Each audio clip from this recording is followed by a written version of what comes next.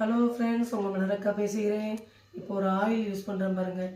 இதில் வந்து பாதாம், முந்திரி, பிஸ்தா, தாமரை இது போட்டு கோஸ் இருக்குல்ல, நம்ம சாப்பிடுவோம்ல குழம்புக்குள்ளும், அந்த சாறு எல்லாம் போட்டு ஒன்றா இது பண்ணி தயார் பண்ணி, இது எனக்கு நல்ல ஒரு கேரளாவிலேருந்து இந்த எண்ணெய் வரும்.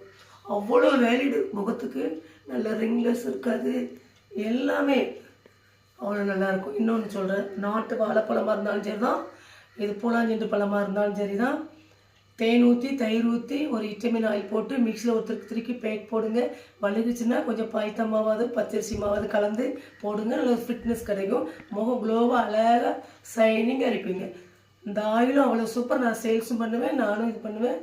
இந்த இன்னொன்று சொன்னல பழங்கள் போட்டு செய்கிறதும் செய்யுங்க. சூப்பராக இருப்பீங்க. வேறு லெவலில் இருப்பீங்க. அவ்வளோ ஒரு இது நல்லா இருப்பீங்க. அழகாக இருக்கும், க்ளோவிங்காக இருக்கும். பாதாம், முந்திரி